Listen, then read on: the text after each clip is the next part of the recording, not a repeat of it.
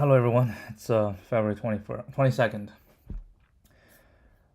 Yesterday I was complaining I was doing LeetCode later and later every day, and I tried to change it today, but it's very late. Today mainly I was finishing up a tool. Spent the whole weekend working on it, but didn't make too much progress. But today, big progress. And actually I think at least the first version was done. And I push it out to let the team know, and we'll see what type of feedback we get tomorrow. And based on the feedback, we can decide how we're gonna manage this. It's still following the same thing. I've been doing this for a while. I do not like mouse click. Anything that I can automate or anything I can do on keyboard, I will do it, even if that means I have to go through a lot of loops to do it. But if eventually I can reduce like 2 or 3 mouse clicks by just typing something, or even better, turn to a command which can be run on Chrome tab, I'll do it. I'll do it. So yeah, that's basically what I've always been doing, using scripts and stuff to replace mouse clicks. And what I think is this period of time, probably the only period of time when I still have time, and then also the capacity, the ghana to really do this type of work. After, after a while, or after I leave, or we're not, and we probably won't have as much ghana to keep doing this. And also, it's a good learning experience. I always like to learn new stuff, and this time the new stuff is the open CLI framework, Oak from Salesforce. Really decent, very decent tool. I like it. Probably touched just, I think maybe 10% of the capacity of the full of this tool. There are a lot of things I don't even know, and I don't want to know because I don't think I need it. There's a lot of plugin related stuff that I don't even know what they are, but it doesn't matter.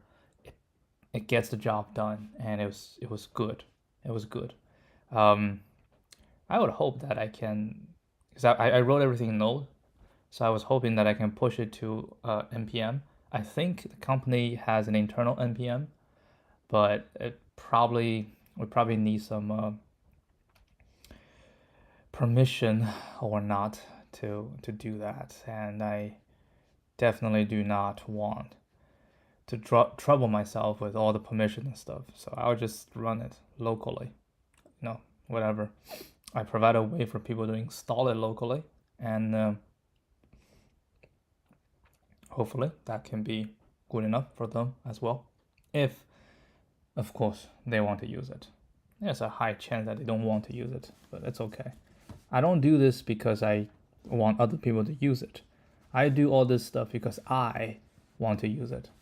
I cannot stand mouse clicking anymore. I want automation. All right, anyway, let's take a look at this one. So we probably do a fast, see if we can finish everything in like, say, 20 minutes, okay? In a town, there are n people labeled from 1 to n. There's a rumor that one of these people is secretly the town judge. I remember this one. If the town judge exists, then the judge trusts nobody. Everybody except for the town judge trusts the town judge. There is exactly one person that satisfies proposition 1 and 2. They are given an array, trust, where trust I representing that the person labeled AI trusts the person labeled BI. If a trust relationship does not exist in trust array, then such a trust relationship does not exist.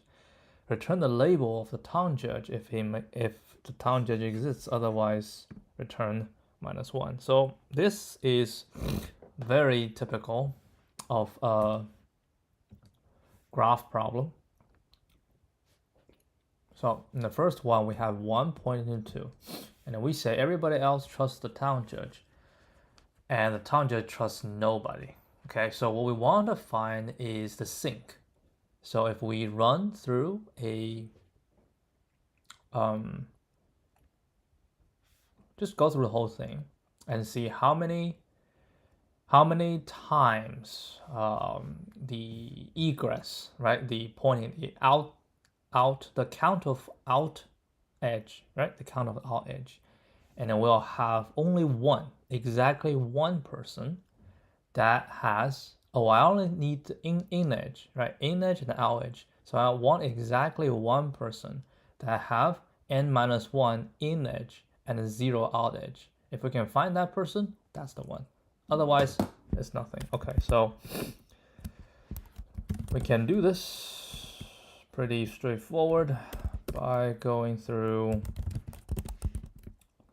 Yeah, I also haven't solved any of the Neo-Vin problem that we have been having. Okay, so what we gotta do is to go through. So I need to know.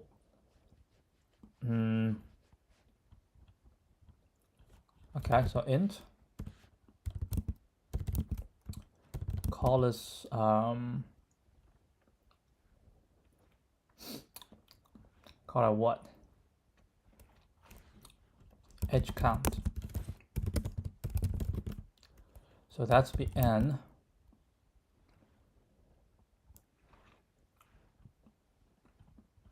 Oh, need to be n plus 1. All right. There should be 2. Right, and then we say for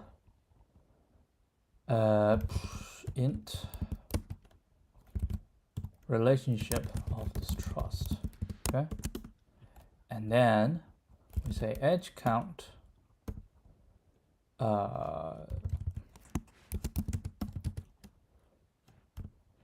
in degree, out degree. Okay, so will be relation 1. It's in degree plus equal 1, and edge count relationship 0. It's out degree. And then now I'm gonna say for int count of edge count,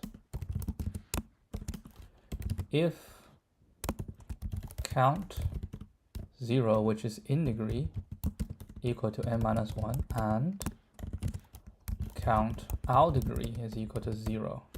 If I find this person, then I return I. Shoot. Ugh, that's okay.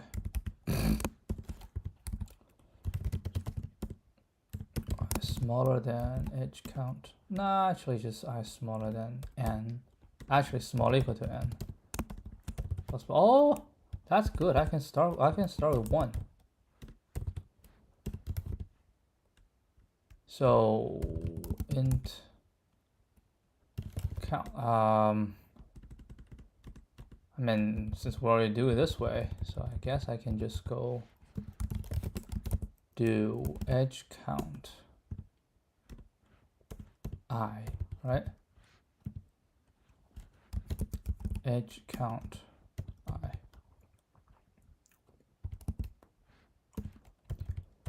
Otherwise, we'll return -1.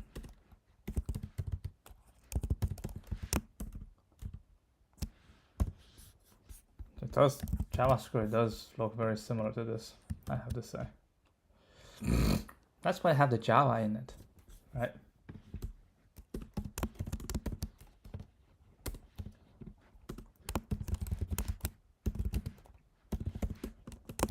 Count the in degrees and out degree of each node. Oh, n.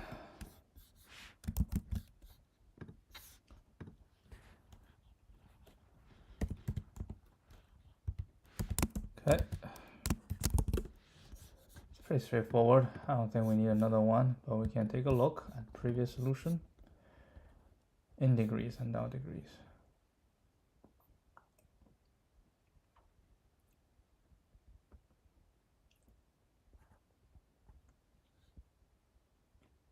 Oh, you only need to use one.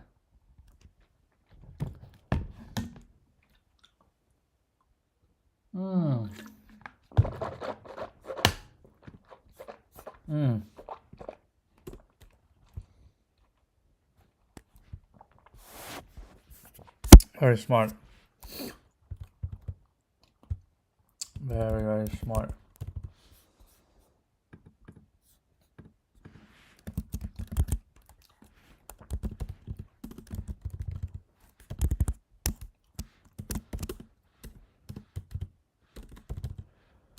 Okay, same idea as above, but we only need to use a 1D array.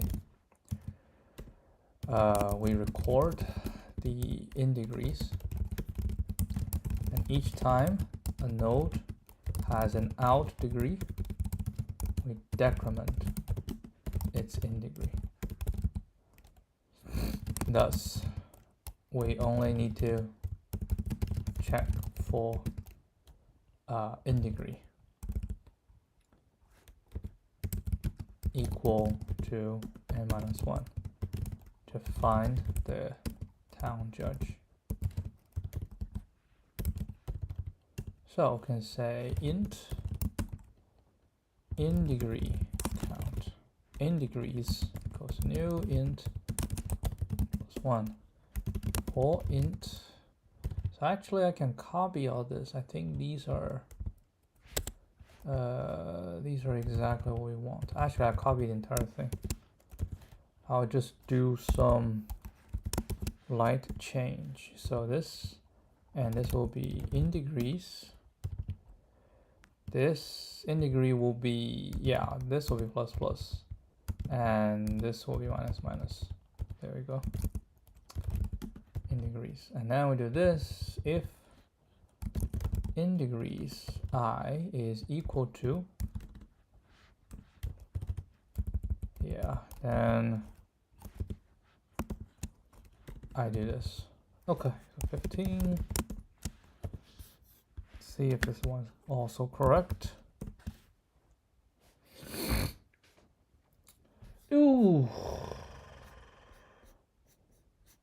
incorrect.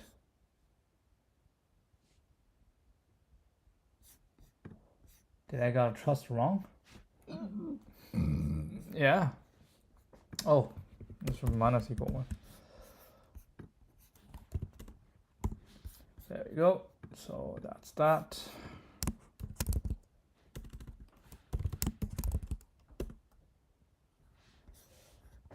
Okay. Oh yeah, faster.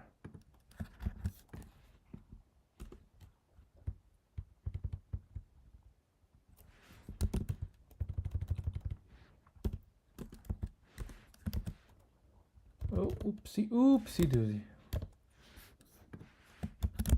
Copy doesn't work all the time. Okay, done with that. And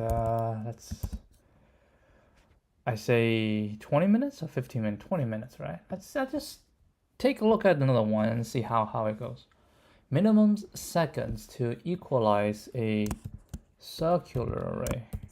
I don't even know what that means. You're given a zero-indexed nums containing n integers. At each second, you perform the following operation on the array. For every index in the range, replace nums I with either nums I minus 1 plus n. Basically from here, we go forward a mod. Huh? Minus 1. That's just I plus n minus 1. What does that mean?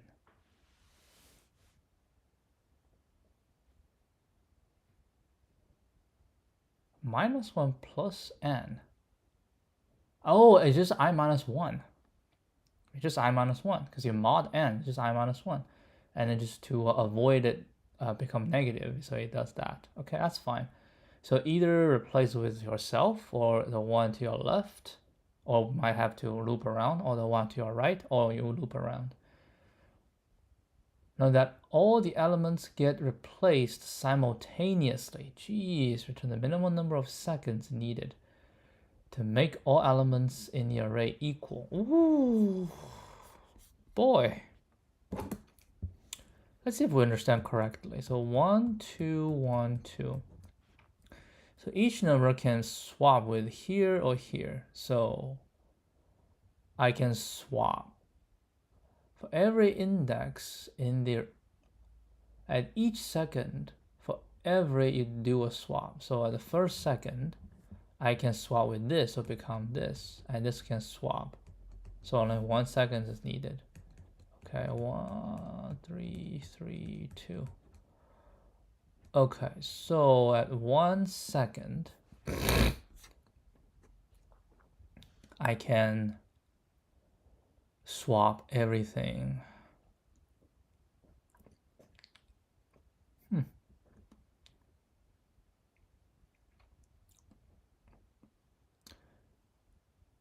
Yeah, I can swap this to 3.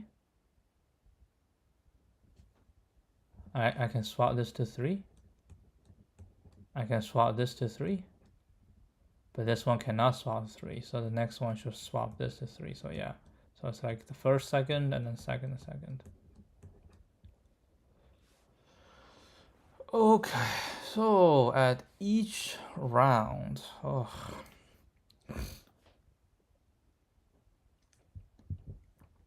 What do you think?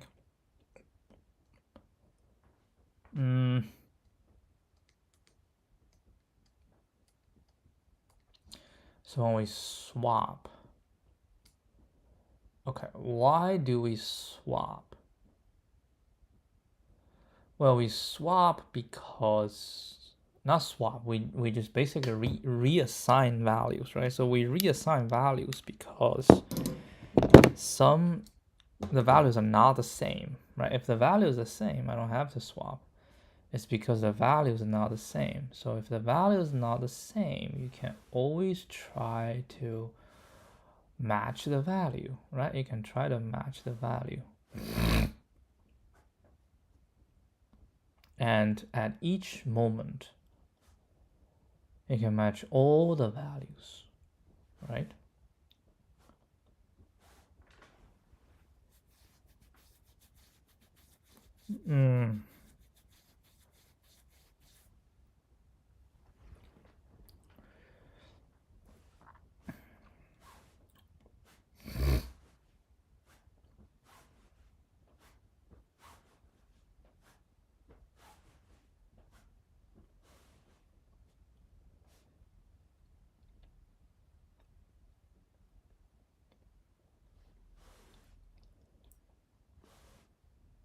So shall we go count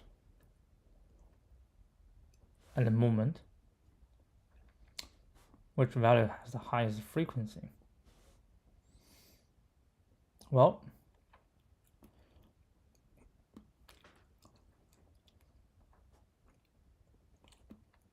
if the two values are not adjacent and then they have the same value, that's the best. If we have identical values that's also not adjacent, that is the best, because everybody else can just, yeah, if we have two values, right? We have two values that are not adjacent, they have something in between. Okay, so when that happens, immediately this will turn, this will turn, this will turn, and this will turn, right? It's only the one that's, to the outside, it doesn't turn.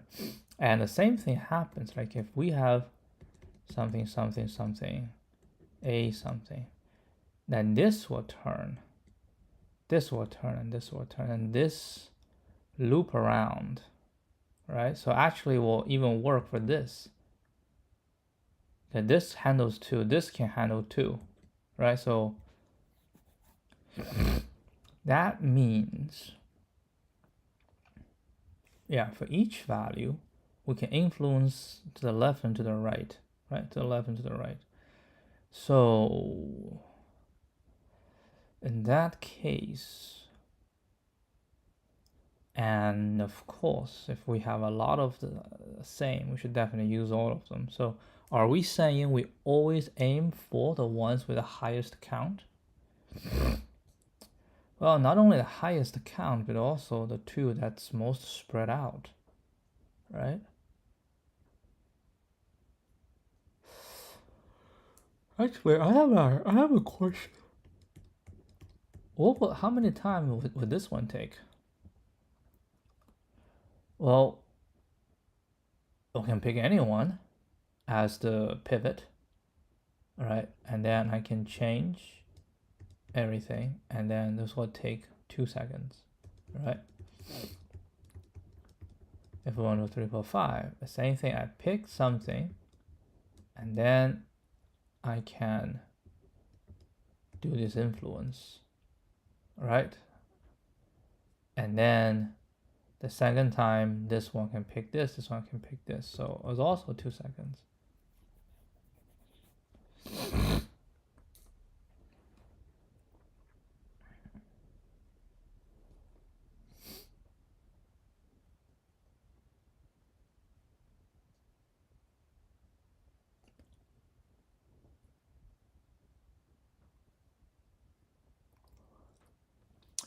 So each time we need to pick some pivot, right? Each time we pick some pivot. And if we want it to have the maximum influence, the pivot should ideally be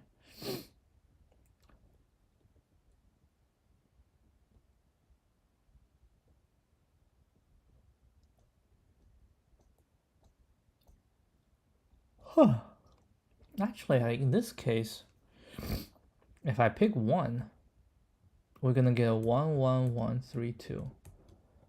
It doesn't matter because the second round, this one can change this. This one can change this. So it doesn't really matter in this case.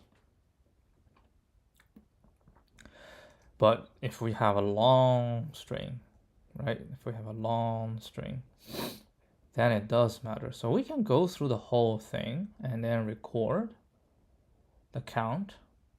And then I say, I go with the highest count. And then what? We go through the highest count. And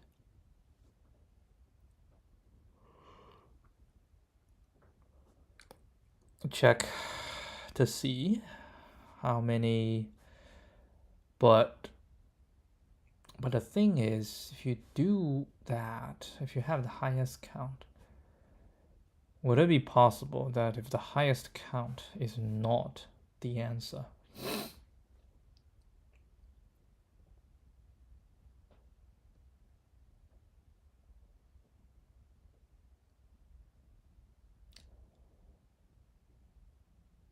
maybe. I think highest count might be not the answer, because if I have 1, 1, 1 together, and I have, 2, I can even put another 1. I can put another 2. Then in this case, yeah, this is a bad example. I was going to say if you have 3 1s and then the one in the middle basically is useless. It's the same as you have when you have two 1s, right? Maybe that's an inspiration for us to go, because if you have this, like if 2 values are adjacent, then they're equivalent to 1 number, right? Their power is equivalent to 1 number, because 1 number influences left and right. 2 numbers also influence left and right, right? So can we say if they have 2 numbers, we can reduce to 1, and if we have like multiple repeats, everything in the middle is useless because they cannot change, at least in the current round, right? And if they cannot change in the current round, then what's the point of having them? Like, they will only change if it's the ones on the outside change. And if the ones on the outside change, then you can change, right? So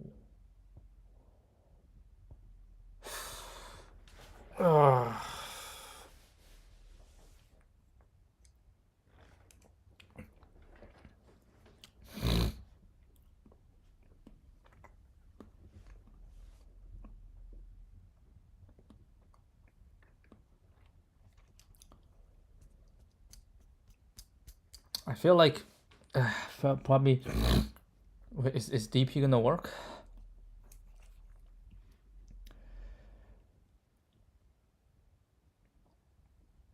Or am I thinking about this thing wrong?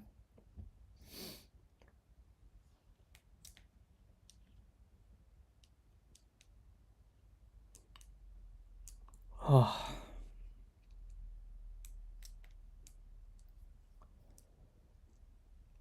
All right, so eventually everybody's gonna be a certain value, right? Everybody's gonna be a certain value. And we only have 10 options to go from, right? Well, what do you say? We just try every option. We try every option to see how, wow, interesting. We try every option to see if it works, right? So we go through the whole thing, right? We have the first one, right? We're landing at the first value and then say, okay, if everybody's gonna change into this value, okay, then what is the result going to be?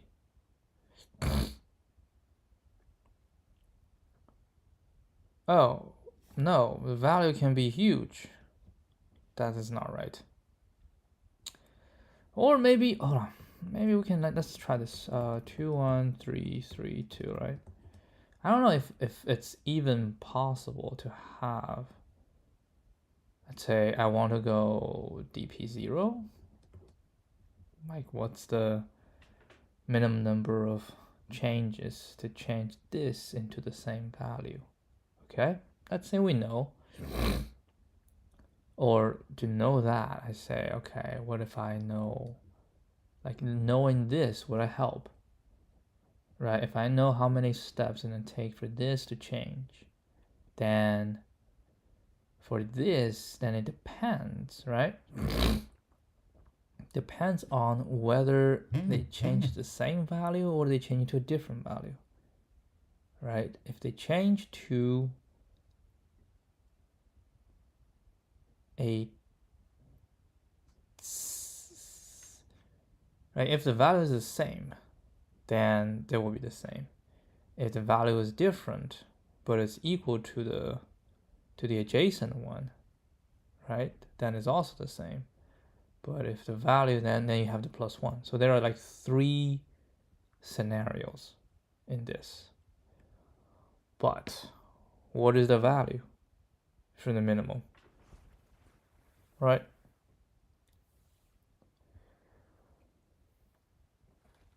I don't know. I intend to not do this anymore because it's really late, and I don't think my current shape is helping me. Yeah, because I don't have any idea. I don't have any clue for this.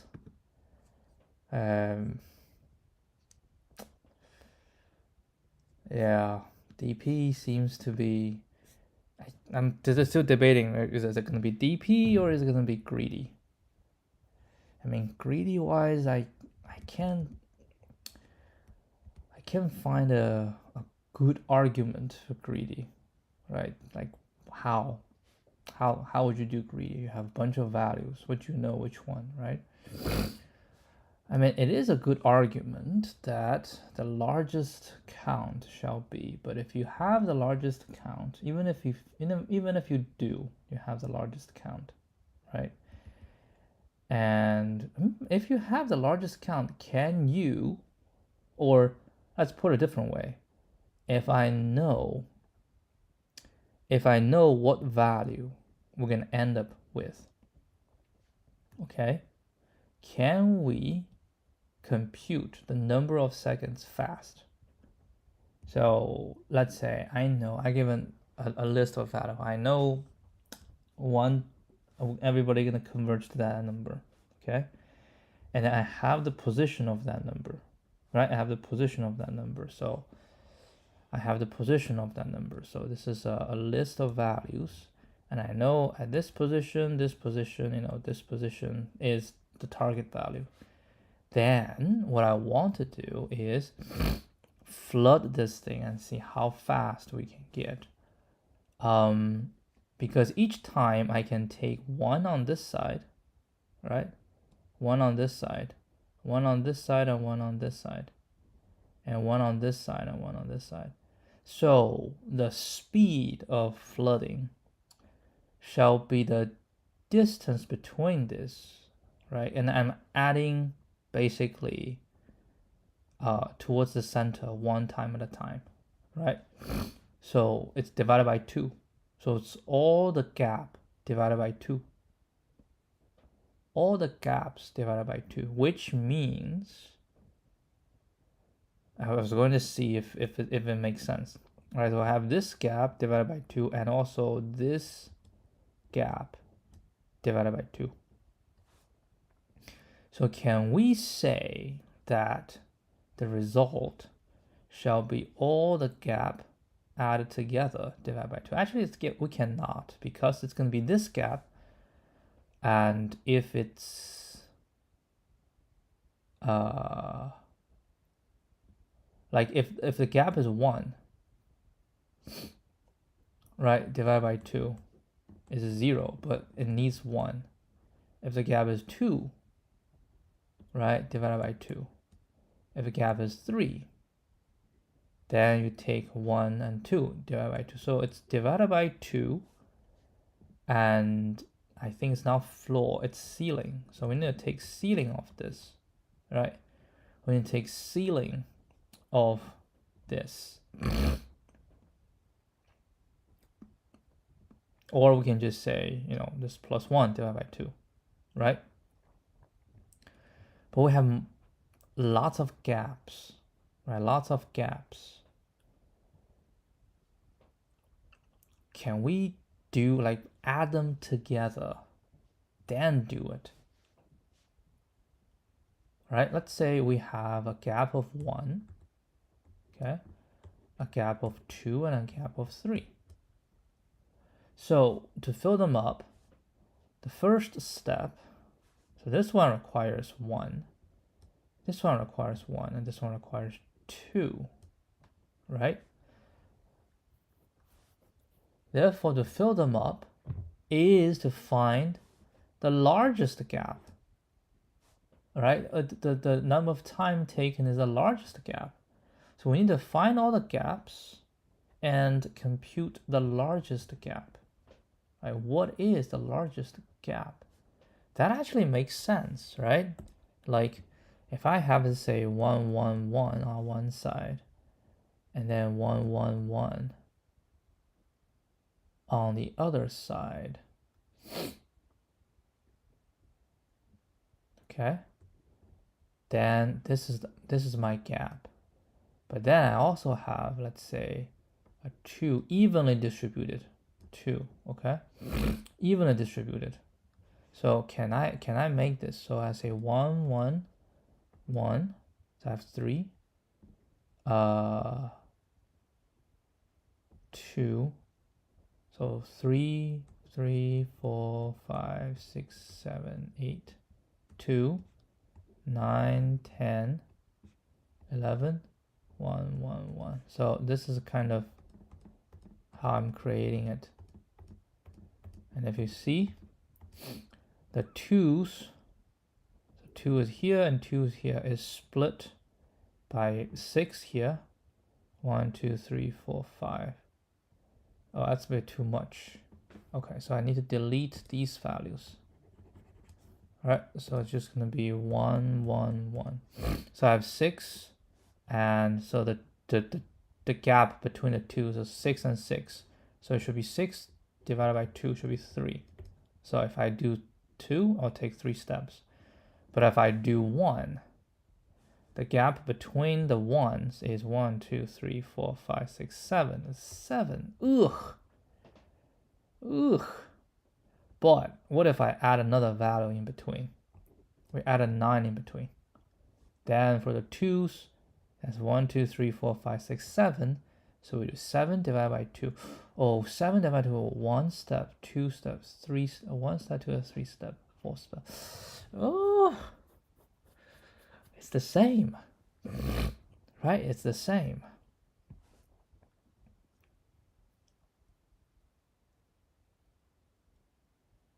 Yeah, because this is like 6. And 5 will be the same, but 6 is 3. Hey, but hold a second. That's 1. Wait, that's not 7.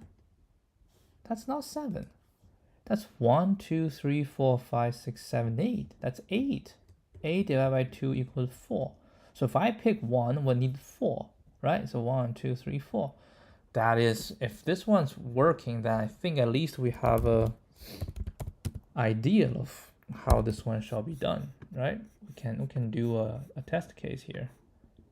Like 1, 1, 1, 2, 3, 4, 5, 6, 7, 8, 2, 1, 1, 1. So the answer I think is 3 for this one. Yep, I think it makes sense. But yeah, I cannot do this anymore. It's like 2:30 a.m. All right, I will save this for tomorrow, and I'll see